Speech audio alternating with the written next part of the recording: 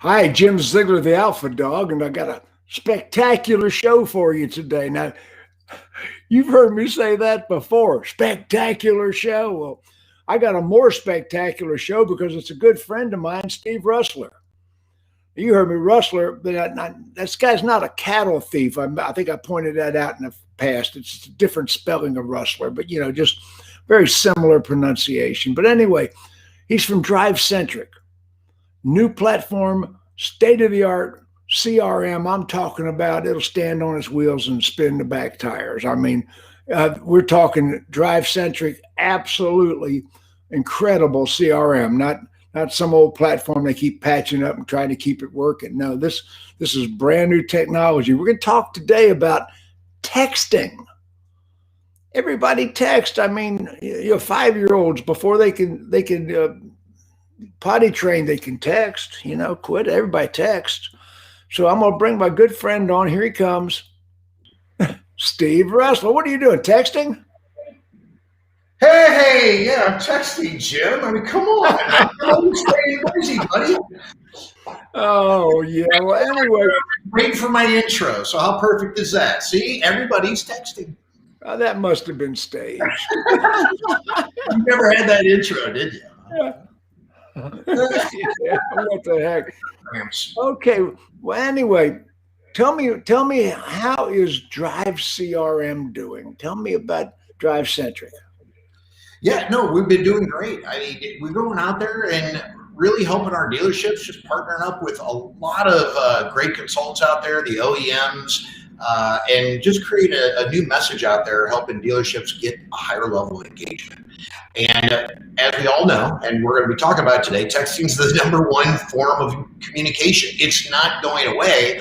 So we've been working with a lot of OEMs and getting texting dispositions, which we're going to talk a lot about, but we're trying to get more and more dealerships to text in the CRM.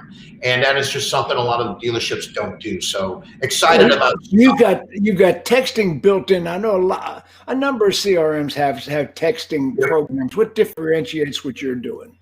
Well, again, not to say anything bad about everybody else, but the program was built a long time ago in a galaxy far, far away.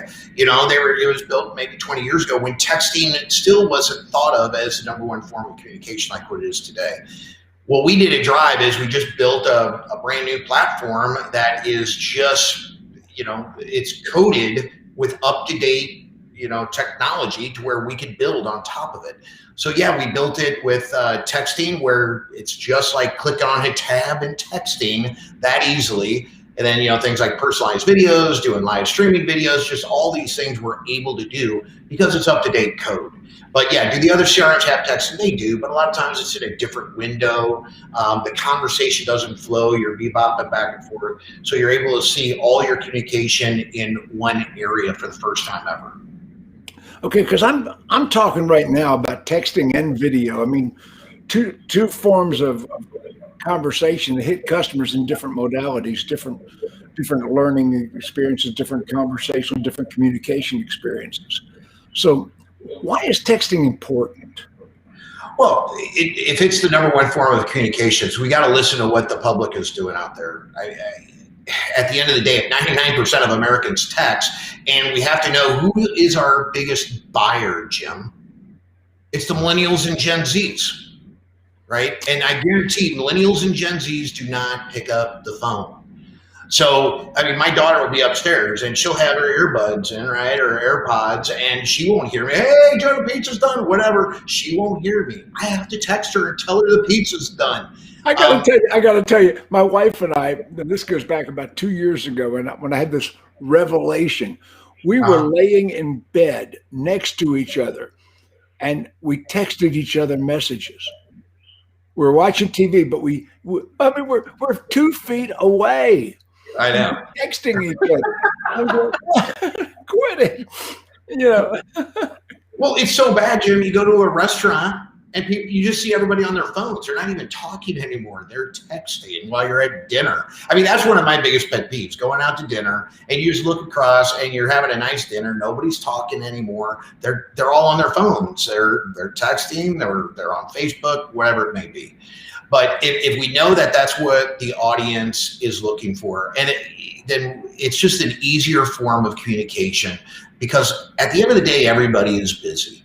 I mean, you know, I called up several dealers today, right? Now, I was texting and stuff like that, but I'm obviously calling dealers as well. But to think that I'm just going to call somebody on their time is just rude. It's just rude. I am not going to call Jim Ziegler. I think we talked about this on the last episode. I guarantee, Jim, if you called up 10 dealers and Steve Roessler calls up 10 dealers, you'll probably get maybe 100%. I'm going to give you props, Jim, because everybody knows Jim Ziegler. All right. But everybody's going to pick up Jim Ziegler's phone. But nobody's going to pick up Steve Roessler's call. I guarantee it, because I'm not on their phone. Right. And that's just what it is we can't go out there and just assume that, you know, we're going to hire all these people, make all these phone calls. And I love it when a dealership says, oh, my dealership, we do 15,000 phone calls. I'm like, well, what does that get you? What does it get you? If anything, let's talk about the road to conversion. I mean, where in the process, and we talked about processes versus pathways, but where does the pathway, or where does the process, the road to the conversion, and not the road to the sale, the road to the conversion, I've coined that phrase, the road to the conversion, where does texting fit in that? The customer submits a lead. We got a lead. Yep. Lead came in from somebody, you know, came in off our website, came in off, God, even cars.com submits leads. You know, a lead came in from somebody. Okay, you got a lead. Now, what are you going to do with that lead? Where does texting fit in the road to conversion? Yeah, what I would be doing as soon as that lead comes in, because look, it's just a click of a button in any CRM, including DriveCentric. I just click a button. I could be calling that customer as I'm hitting the button. I mean, you can do those two things simultaneously. So if it was me, I'd text, as soon as every lead came in, I would text and I'd be trying to make that phone call as long as I was quick on the internet lead that came in. You know, when that lead comes in, you probably have 3 to 5 minutes to maybe, while that customer is not doing something on the computer or cooking or at work or out of the meeting, you have a small amount of time to get that customer. So I would call, if I was less than 5 minutes when that lead came in, I'd be calling and texting. Now, if it's outside of, let's say, that 5-10 minutes, I'm not saying don't make the phone call, but I would make sure I send the text first. I'd still make that phone call, but knowing the fact that I probably missed my opportunity, I would send a video and then I would send an email. Okay, but, send a video and email. Okay, wait, we're sending a video, an email, and a phone call. I would spray and pray. If the customer gave you a phone contact, and of course, to me, the telephone is the ultimate conversation. I mean, that's 3-dimensional. Now, video is 4-dimensional in my viewpoint. Video is the humanizing aspect. Yeah, and look, here's the thing, Jim. You're saying around the head, the phone is the holy grail, right? I mean, that's what we want. We want to get the customer on the phone. But a lot of times what we have to do is, if that customer replies back to me via text and I was typing up that email, I would get rid of my email and I'd reply back via text. Stay on that customer's form of communication. If that customer picks up the phone, that is awesome. But then when I'm on the phone with the customer, I'd say, Jim, are you a texter? Because I just did send you an opt-in for texting, and we can do a lot of this via text, but when I need you on the phone, Jim, I'm going to shoot you a text.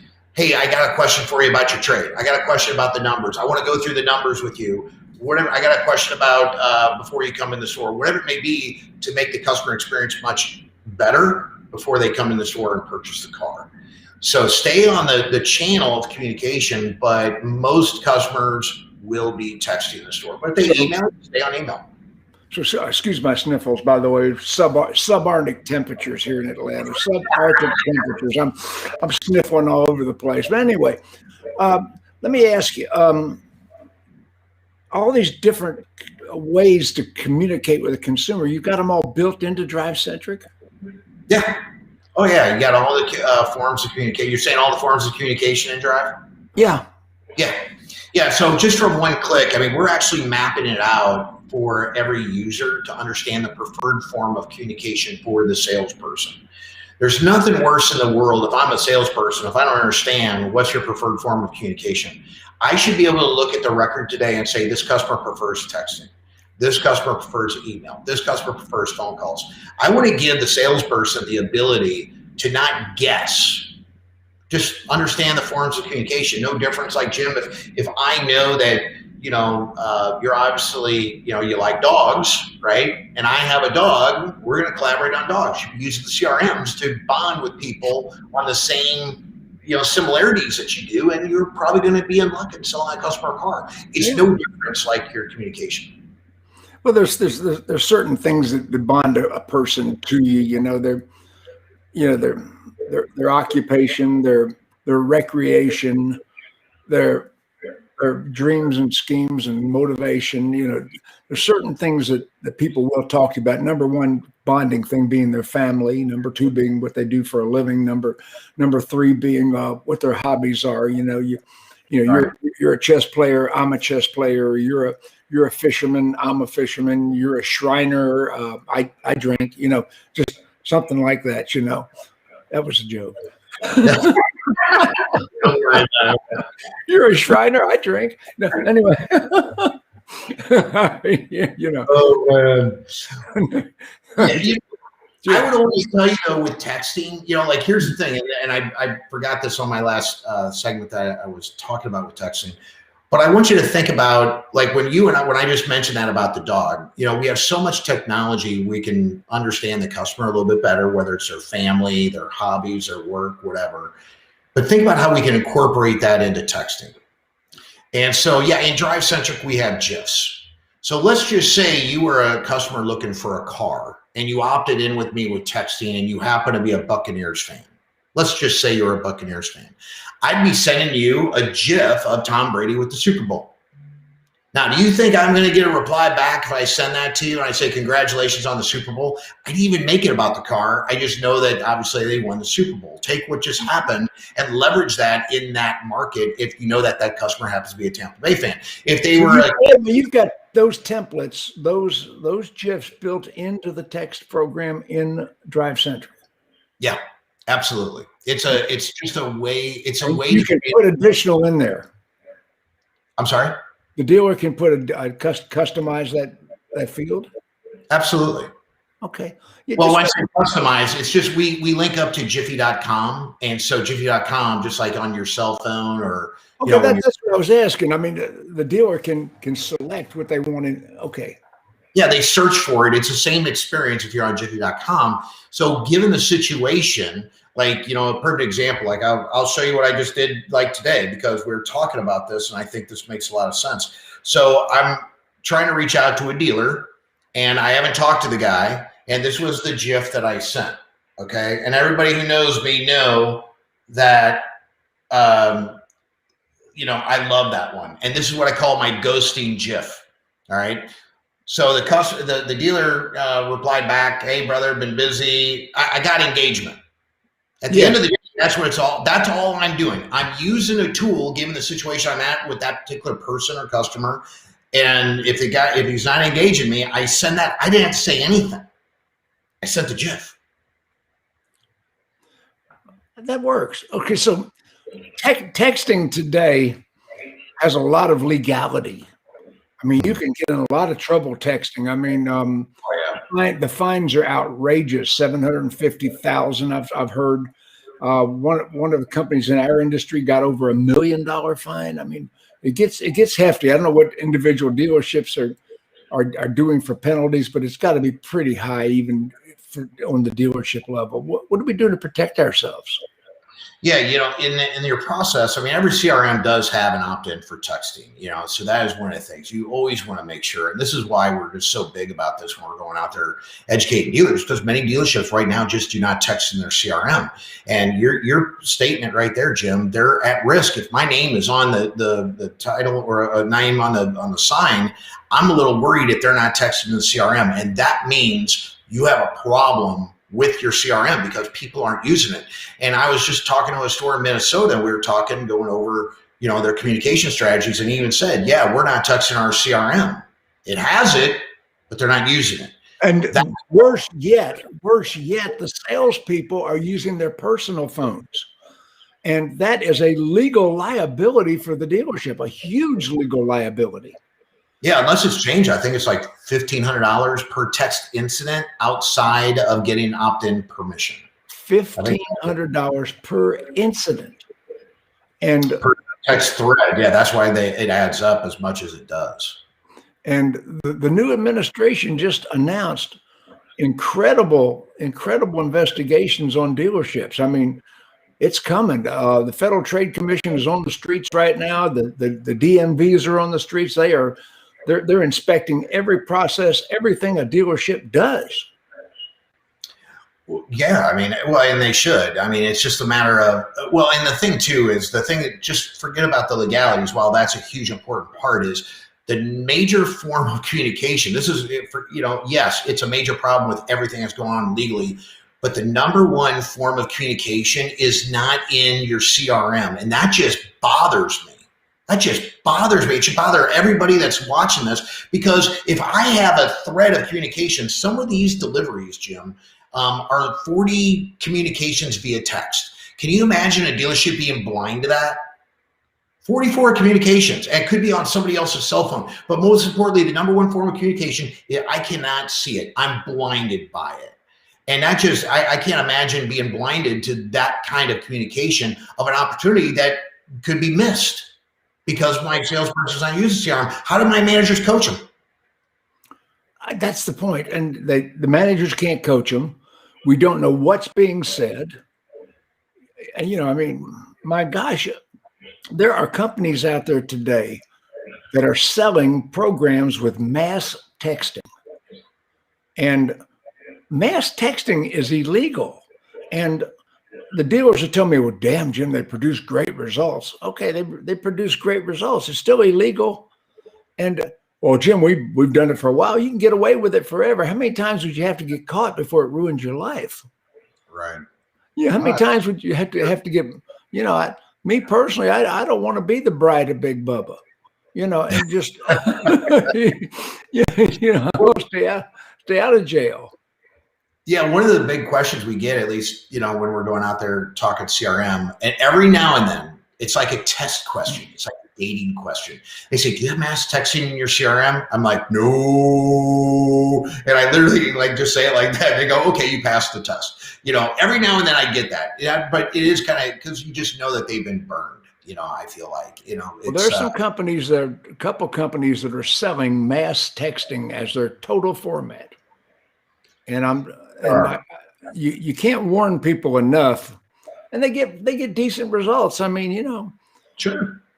But still in all, I could go 90 miles an hour on the highway and not get caught, but that one time I do get caught, Exactly. So texting is the number one form of communication. It needs to be built into your technology. And as a dealer, I need to legislate that my people do it. See, that's the big problem in dealerships. Dealers, general managers don't legislate their processes. They don't say, you will do this. And, I'm sorry, you're not going to train a sales force to be SEAL Team 7 if they don't have standard pathways, standard processes.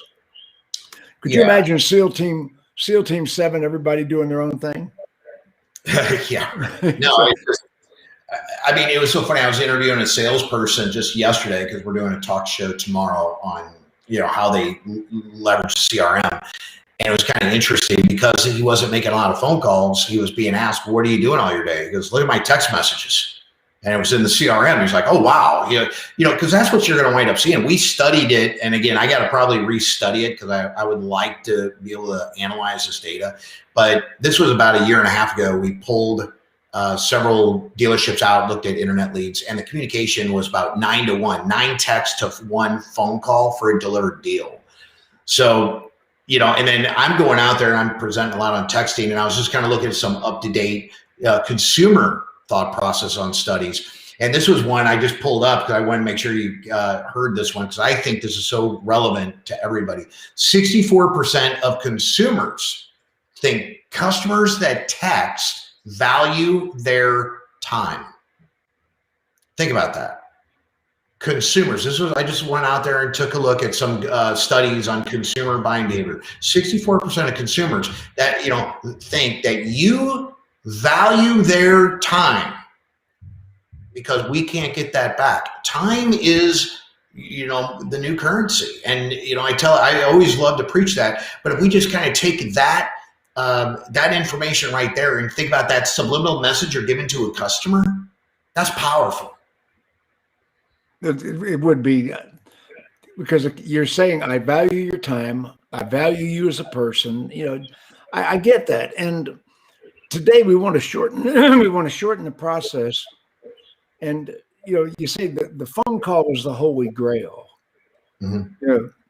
I always laugh when dealers tell me, well, I like to put in the upper hand corner of the website, which is your hottest part of your website. I said, well, where's your phone number? Oh, we want to get them. We want to get them an email so we can convert them to a phone call. Yeah. Yeah. Well, that's what you're right. You're basically saying you get their email and convert it to a phone call. That's what. Forget about the email now. Say it's text messaging. Text messaging is where the customer is. You got to think you're going through that dating stage, right? All these dating apps that are out there, it's the same type of experience. You're going through. You're going to have a conversation with whoever, right, before you actually go out with that person. It's no difference. That's what text messages is in business. You're going to basically, they're sizing you up. They're basically making sure, is this going to be a good experience? Are you going to be that person that just says, when can you come in? Or are you trying to build a relationship? And those are all the things you can do. GIFs, build a relationship. Emojis, create tone into the conversation so you become more approachable. You got to look at the psychology of what you're doing in that text thread. That's why I always say is, if you look at how you're sending that email, 7% of what we say is words on paper. And it's the same way with texting. And that's why it's so much easier if I can throw in the emoji, a GIF, fun little tools like stickies, where you can put your pictures in there, just some fun applications that give you give it more power to create some tone in that dialogue and brand yourself. And video. What are we doing with video? Well, what aren't we doing with video? But some dealerships are saying, well, I don't even have video yet, Jim. And I know you are a huge proponent of video, but nobody is still doing video like the way they should. I mean, it's just not really a part of their process. They're going to say, well, I can't get my team to do it. So people are going to say, I don't look good on camera. Whatever it may be, whatever excuse it is. The fact of the matter is you're not doing it, or you're dabbling in it. You have one or two people doing video versus the culture of the store. And what they're missing with video, Jim, it's the new branding of that customer experience for that particular store. Everybody should be bought into video. If they're going to be taking it up or, getting a customer coming in, they should be comfortable about doing, a personalized video where it's one-to-one communication. I have a different vision of that. Now, when do you video the customer? When do you video the consumer? Is this during the lead process? When? Wait, send the video to the customer? Yeah, when do you, is it a chat like we're having right now? Well, it could be. Absolutely. We do have that capability of doing a live streaming with the customer. And I know we were talking before we were going live as far as a pathway, right? That customer pathway. So I want you to think about this. Hey, Mr. Customer, we could talk a lot of different ways about getting you into a car if I'm on the phone, but you got that trade, Jim. So one of the things we could do is I could send you a trade pending, for example. You could go fill out that information on trade pending. You could text me pictures. You can come in my store, or we can schedule a virtual meeting, and all that you have to do is walk around your car. What would you like to do, Jim? I'm thinking beyond that. I am in the process right now of totally rewriting my F&I book. I have an F&I textbook that's over 160 pages, and I've added a lot to it. I've thrown a lot out of it. I've updated it. I've modernized it. With digital retailing, we need to be able to converse with that customer while they're on the website in real time at the zero moment. Oh, yeah, absolutely. Do we have the ability to do that? 100%. Besides a Zoom or right now we're on Restream, but whether you're on Restream or Zoom, or I use Be Live sometimes. I'm using a number of different formats that communicate like you and I are communicating. Yeah. But can this be plugged in where I can talk to the customer? I'm specifically thinking of the finance. Yeah, that's finance products have to be sold. 100%. And that's where literally this, kind of like what we're talking about, you can do that within Drive. It's just, some folks are using like a Darwin or Dealer Track for their paper signage, and they're sending that to the customer, and they'll do a live room in Drive, and they'll have the customer sign. They'll go through it while I'm doing a live room meeting. Are there other tools you could use, like what you're mentioning, Zoom and things of that nature? Absolutely. The whole idea is to give that customer a better experience and just give them the option. I think that's what. Well, like I say, digital retailing right now, Prodigy and Darwin seem to be the front runners. If I had to stack them all up and look at them, and I've taken demos from most of them, I'd have to say that Prodigy and Darwin are probably neck on neck. Crossing the finish line. It's going to be a photo finish who's got the edge over the other one. But what I'm looking at right now is that zero moment. I don't want the customer buying all their F&I online. I want the finance manager to have a conversation in real time while they're at the zero moment of pushing the button before they totally transact, and telling the customer why a service contract is a good deal, why GAP is a necessity, why you need this protection, and why you should not self-insure on these items. And once you've identified the zero moment, which any CRM or any digital retailing is going to have to identify the zero moment when that customer is ready to buy. I mean, while they're still in the process. And when you talk to a customer that submits a lead, they're on their handheld. Mm-hmm. And how long before they lay the handheld down and you're no longer in communication with them? Happens all the time. That's the answer. Right now, it happens all the time. Well, in DriveCentric, what do you have that assures the speed of response? Well, you're going to see that visibility. Anytime a customer is engaging back, whether it's email, text messaging, or artificial intelligence, they reply to the video. Submit a lead. Send it a lead. You get push notifications right there on your phone as well as on your desktop. We even have sound effects, Jim. That's one of the things that's really cool. You hear a tick, tick, tick when an internet lead comes in. So it's always whoever responds to that customer first in real time is probably overwhelmingly percentage going to get the deal. Oh, yeah, that's what it's all about. If I just know, this is the way that I would like to think. If somebody can build a relationship with me as a consumer, because again, I have not been in automotive but 6 years. So I still call myself a buyer on the consumer side. I'm not, the car guy per se. So I come at it from the consumer side, and I'm like, if I send in a lead, I got to have a conversation, with somebody. And somebody came up to me and said, "Hey, how is your day?" or "What is going on?" I know that sounds I'm not saying that that's the line, but if somebody sent me a GIF, if somebody kind of made it something other than about the car, they would capture my attention.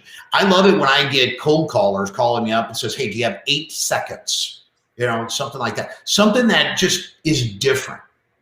I mean, and right now our consumers, they have this negative perception about us. When I send in a lead, I'm going to get that car sales guy approach. And I'm looking for something different. And I think that's what consumers more so are looking for more than anything. That's why they want a better buying experience. I teach relationship buying, and I teach conversation and finesse. It's amazing. I tell salespeople when I'm teaching a sales class that you've got to have a conversation with a consumer, something other than the car sale. Family, occupation, recreation, motivation, 4 subjects you can talk to people about. Yep. Family, you got a family, I got a family, just what do you do for a living? How long you been there? What do you do? I mean, tell me about that. I don't see that kind of personal, and there are trainers out there today saying, well, they don't care who you are. Yes, they do. Yes, they do. They really do. I mean, I'm sorry that you have no personality, but I teach personality, Yeah.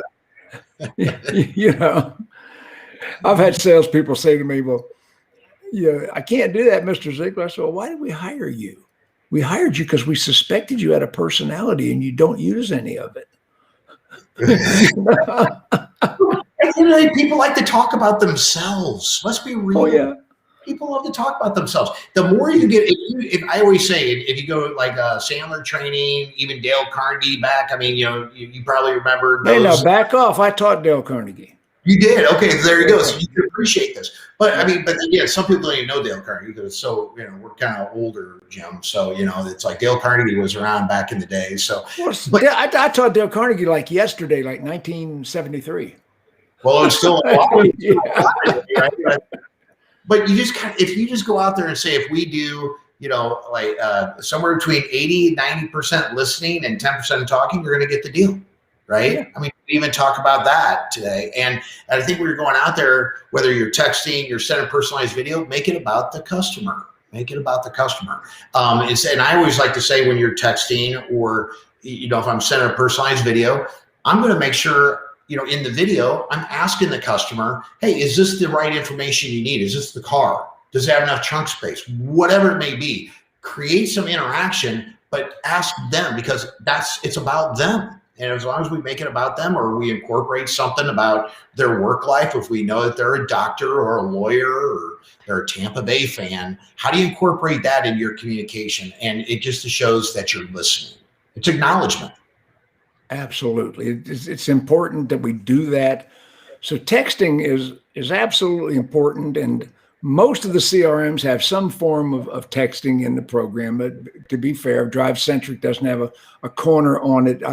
I like your version of it better, and I like the fact that you have less button pushes to get there. That's right. It's to click to find it. Yeah, well, and I think one of the things, not to, the texting feature from the desktop by far, just from our conversation screen, I will tell you what, that is the defining moment, for anybody that looks at DriveCentric, because managers are literally seeing all their conversations in one place happening today. How many customers are waiting for a reply today? And how many salespeople? You look at activity drives responses and engagement. You can see that. So it's very important, but more importantly for your salespeople, it's so easy to do on your cell phone. That's what, if I had voice recognition, I can go out there, take pictures of the car, no difference like I'm texting. It's easy to use. And that's why I think we get so many people, so many salespeople that love DriveCentric, because it's kind of like that iPhone 12 experience for them versus what they had. Not to, again, those technologies were good a long time ago. It's just that this is kind of like that new platform that's got everything in it. Very easy to use.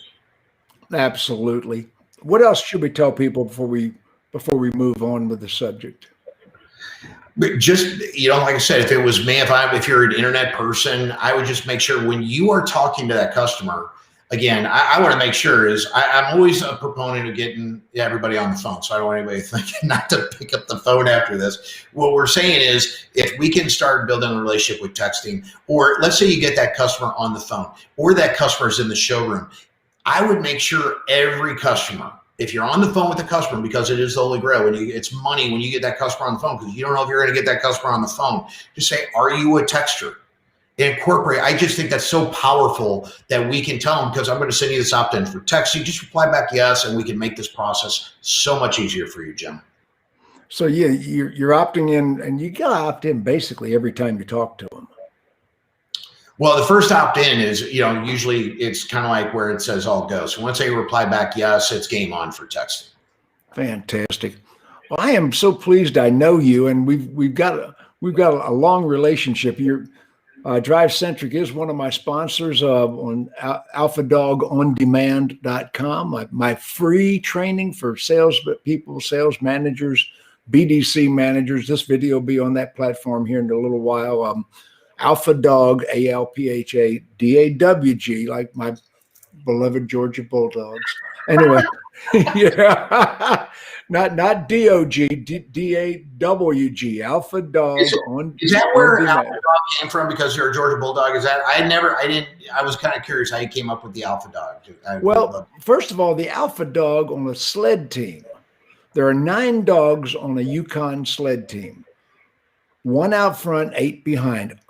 The lead dog is called the Alpha Dog, and he is the only dog with a view. What are the other 8 looking at? You know what I mean? The Alpha Dog is the only dog on a sled team with a view. Plus, I live 30 miles from the University of Georgia, UGA, home of the Georgia Bulldogs, Athens, Georgia. I'm in Brazelton, Georgia. less than 30 miles away from the Georgia Bulldogs. Anyway, so I went with DAWG, Alpha Dog. I am the lead dog, but I am the alpha dog. And so my platform with virtual training for free, no charge virtual training, BDC, F&I training, salesperson training, sales manager training, dealer principal and GM training. Who else is qualified to teach that? Yeah. Anyway, so alphadogondemand.com, absolutely free. And you're one of my sponsors, and you'll be on there today. Again, you've been on a couple times with me, but DriveCentric CRM, check it out. If they want to get a demo on DriveCentric, how would they do that? Well, you can always DM me on Facebook, LinkedIn, but go to our website page at drivecentric.com. You can take a look at a lot of the blogs we wrote out there. We're talking about engagement quite a bit. Obviously, there's a lot of information on texting and personalized video. We're just so passionate about really changing the engagement structure of your dealership. But take a look at our website, just requesting a lead, and we'll be more than happy to show you what we're doing, and hopefully it's right fit and get your whole store on board. Because space age technology. Well, I said space age technology. Space age technology. Do you guys? Wait a minute. Wait. Do you crash at the end of every month? No, only when Amazon. We use Amazon solid state drive servers. So when Amazon is down, we can be down too. It does happen, but not every month. Yeah, every month, like clockwork, you don't crash every month. One thing I found out about some of these CRMs that crash every month at the end of the month, managers don't know how to work deals with a calculator and a green Sharpie anymore. I mean, they panic. They have no concept how to work a deal without the CRM. I mean, excuse me. The CRM goes out, the electricity goes out, and we are screwed. You can't sell a car. I've asked people about that. It's kind of funny. It came up with a new term because of that. You saying it right there just is sparking it. Maybe I should have said this earlier. But, I've asked dealerships because, in my previous life in the medical world, you would say, hospitals go through disaster readiness. So like if a tornado came through in Joplin, Missouri and wiped out the hospital, how are you prepared to handle that disaster? And you're just saying it right there. If you lost power at the dealership, could you pencil a deal? But now what we have to think about is, are we customer ready? Customer ready is given the pathway we were talking about earlier, Jim, is how that customer want to buy a car in a certain area. And we got to take them down that path, give the customer options. And I think if we give the customer options, we're creating that customer experience based on how they want to be buying a car. And that's what being I've had to rethink the entire road to the sale. And there's people that say the road to the sale is dead. No, it's not. We put technology into it. And the road to the sale is building blocks to me now. It's no longer a set pathway.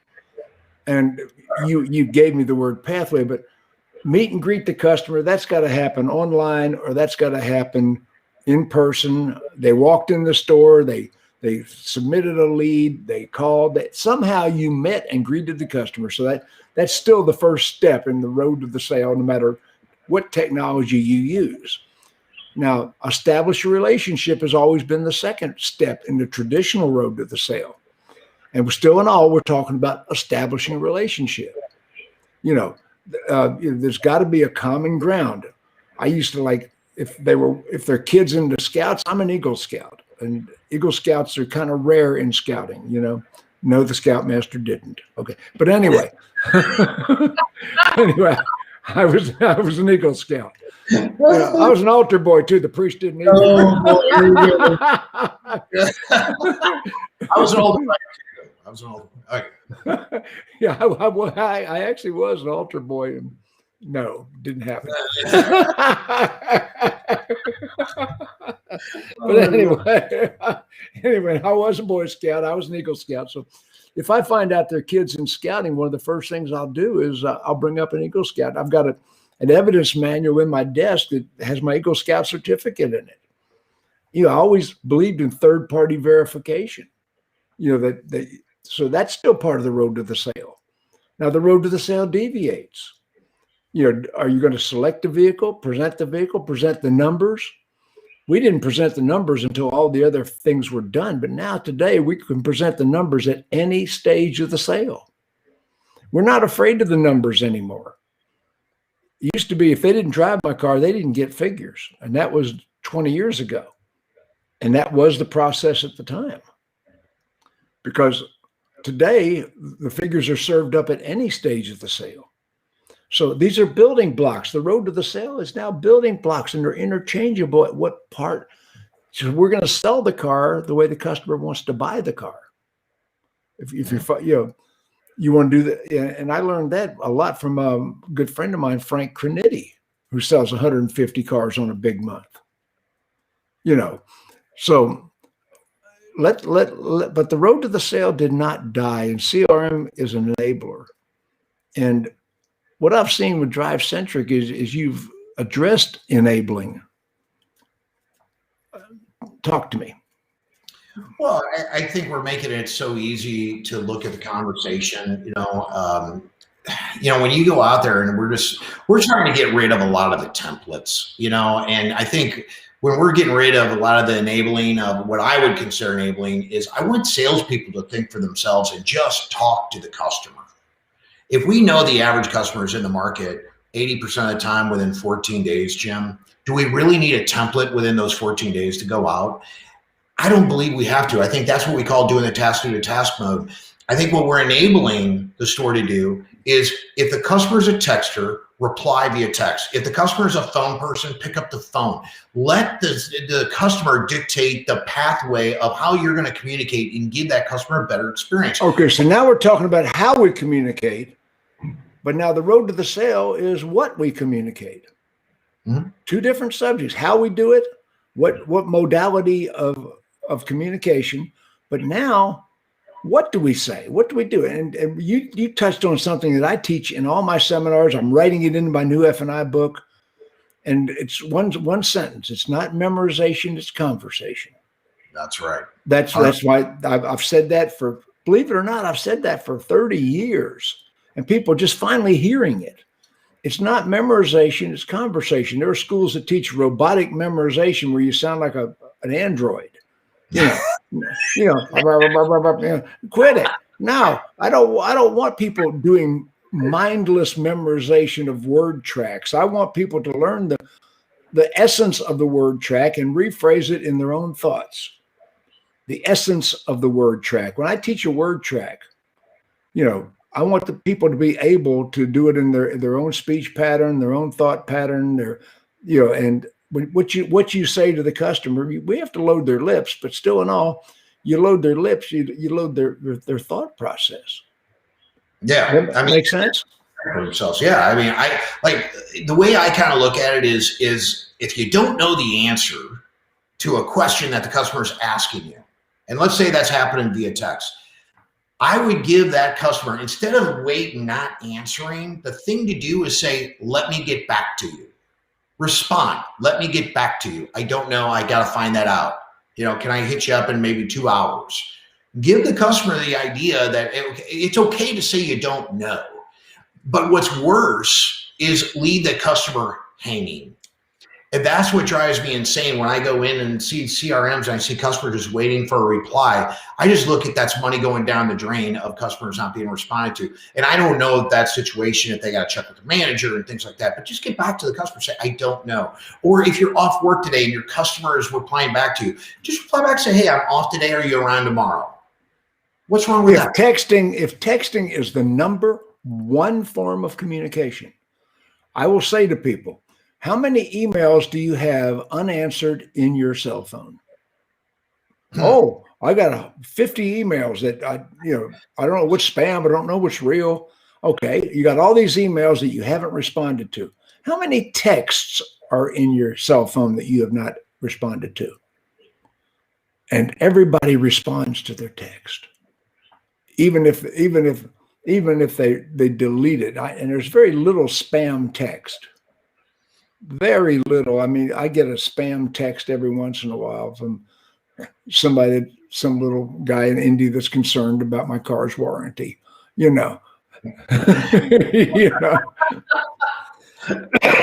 Yeah. Now, you can do a lot of damage. You can create a lot of conversation with texting. But again, I'm always really big about making sure people understand is, I think what dealerships just have to change the mentality to is a texting conversation is just as equal as a customer on the phone. Right now, I think in the mindset of every dealer, we have to get the customers on the phone. What we're not doing is celebrating how many conversations that we're having via text that are just as powerful as one phone call. If I saw a salesperson having 10 outgoing texts and there's 9 incoming texts, I'd be coaching that salesperson to say, hey, at some point, do you want to get them on the phone, or are they going to do 100% via text? What I'm always looking for in text communication is when that conversation could be going south. As a matter of fact, I just was going through, and I can't remember if I said it early on because I'm getting old, Jim, but there was a conversation where somebody's saying through a text message, what is the price of the car? And in the text thread, the salesperson replied, $51,000. You know what the customer said back? On your website, it says $49,000. Okay. All of a sudden, now I've got to get somebody on the phone because I didn't tell them, okay, well, that didn't include rebates, or whatever it may have been. So when you see conversations going south like that, I better do something right away. Send a GIF, I misspoke, whatever it may be. You're right. But I didn't put in the rebates in there. Wasn't trying to pull a fast one on you. Own up to the mistake at that point and try to recover. Does that make sense? And that's exactly how texting. Sometimes we got to just say that this is an opportunity to get that customer on the phone and make a wrong or right. And if you can do that, you won that customer over. Own up to a mistake if it was just a mistake. Anyway, Steve, you and I have gotten to be pretty good friends here pretty quickly. I've known you about 2 years, I think, 3 years, but I really haven't interacted with you that much. When I first met you, I saw the hair and I said, "Hey, Jimmy Neutron, hey, who is this guy?"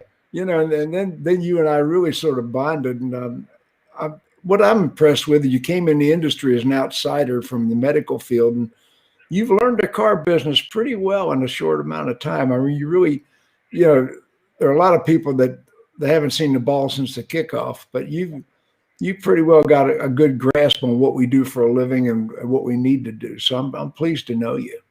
No, I appreciate it. And man, I'll tell you what, coming from the outside in, I tell my friends this because, obviously, whether I was in surgery or pharmacies, whatever I was doing in the medical side, they're like, man, you're in the car industry. I'm like, man, you don't even know what goes on behind the scene. I really have an appreciation of what goes on behind the scenes that I never knew before. And I think that's what's really kind of interesting. I love learning about marketing, SEO, SEM, and there's still a lot of stuff I don't know, Jim.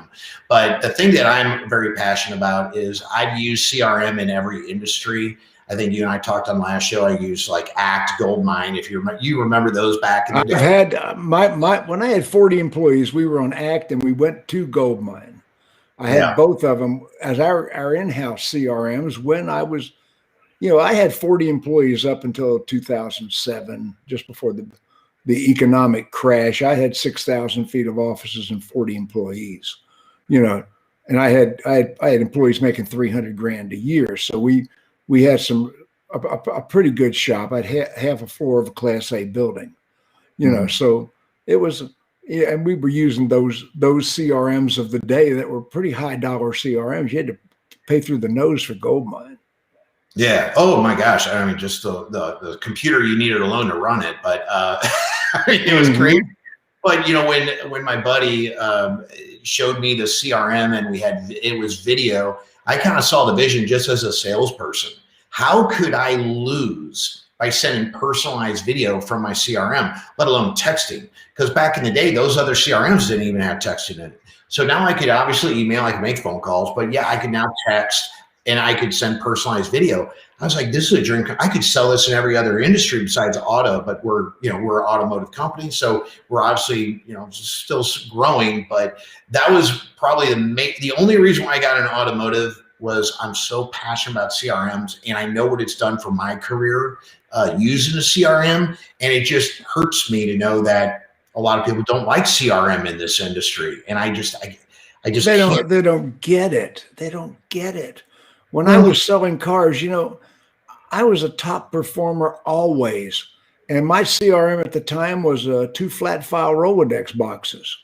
But I tickled those, and I used to use scan cards. If you recall scan cards, I had a book of scan cards. I paid the $80 for the scan card book, and I had all these little cards. I write things, and I had red scan cards and blue scan cards, and I would look at the cards. I had a whole pocket full of scan cards. I mean, I was always organized, and that's why I outsold all the other salespeople. I wasn't a world record-setting salesman, but I was the best salesman always at any dealership I worked for.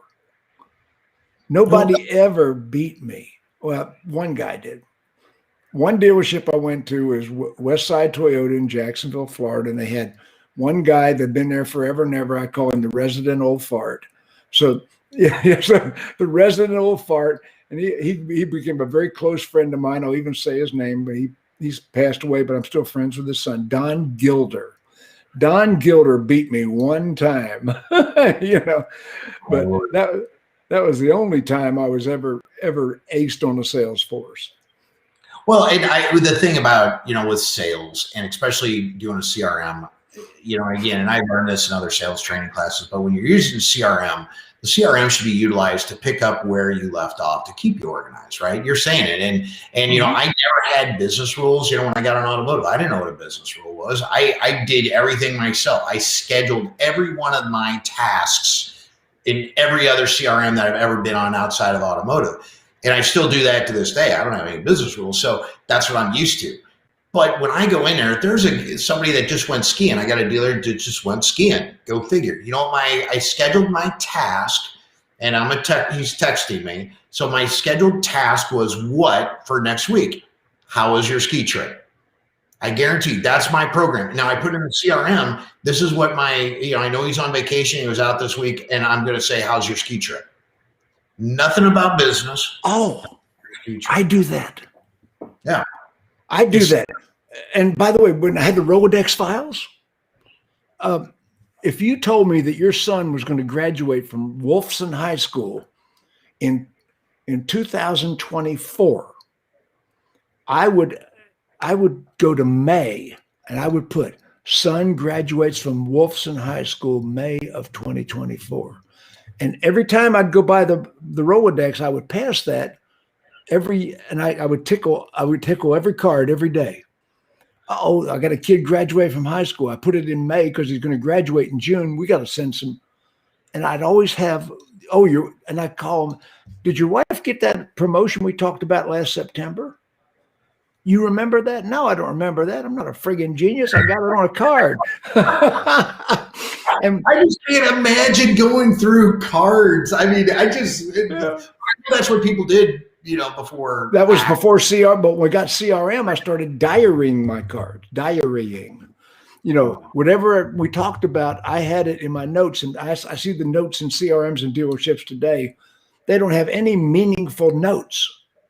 The notes are not meaningful. They don't connect with the people.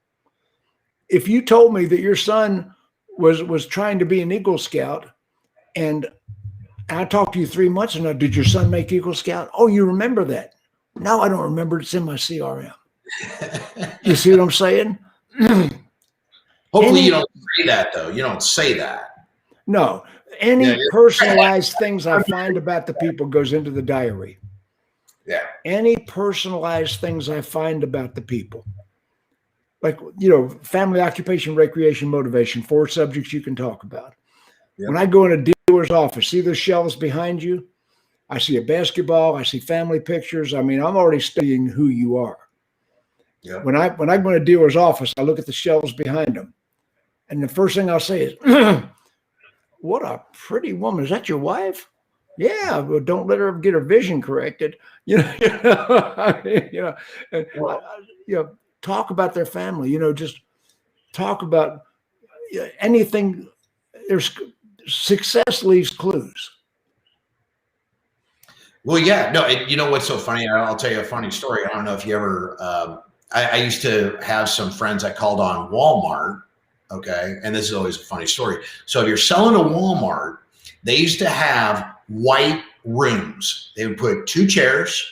It would be, you know, you on one side, you on another, and a table, and it's just all white walls. So you would never meet in their office because you would get then no ammo to build the relationship. How crazy is white that? rooms, no ammo to build the relationship. You would have all your sales vendor meetings with Walmart in white rooms. Dale Carnegie, and I'll talk about Dale Carnegie another time, but Dale Carnegie says there's something you can find to like about everybody. It's a part of the Dale Carnegie sales training is make a sincere compliment and tell them why you said it. Make a sincere compliment, like nice tie. Buy that new? Wasn't that at the fair?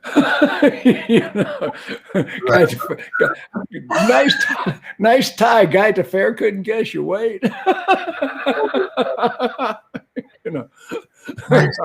used to wear like Looney Tune ties when I was in the medical field, just because it would create a conversation. I wanted the doctor to approach me, and the Looney Tune ties. I mean, again, this was a while back ago when I was younger, but it just created conversation. And again, I had to use that kind of technique to be approachable. That was going to be stiff. So, but yeah, whatever creates a conversation, and if they were going to rip on my tie, whatever, at least I knew it was something that created dialogue. Well, I'm a Beatles collector. I have a world-class collection of Beatles memorabilia. Because got to remember, I was a disc jockey when they were current hits. Really? Yeah, of course I was. I was a famous DJ. Yeah, but anyway, I'll talk about that off air. But I collect Beatles memorabilia. And when I was doing F&I, and I was a record-setting F&I manager, I had pictures behind me on the wall of the Beatles in the F&I office. And I had one big poster of the Beatles coming down the staircase wearing tuxedos from the movie Magical Mystery Tour. And I had that behind me, and it always started a conversation. Now, by the way, this was a Cadillac dealership. Some of my customers were seniors, but everybody related to the fact that I had something to say to them, and they had something to say to me. Guy, we have been on an hour. You can imagine we've been an hour. This conversation just flew. Feels like yesterday. Oh, I'll tell you what. Okay. This is Steve Roessler, Roessler. Steve Roessler, not a cattle thief. Another kind of rustler. Steve Roessler from DriveCentric CRM, DriveCentric.com. Is that right? That's correct. Yeah. DriveCentric.com. And really space age CRM. And if you're using a platform that isn't working, intermittent, too many buttons to push, people aren't using it, give them a call. And we talked about texting today. This will be on my platform, free, no charge, alphadogondemand.com. Listen, big guy, this has been a pleasure. Tell everybody that you know that I know hello, and take care. You got it. Thanks again for having me, Jim. Always a pleasure being with you, buddy. Stick with me a second.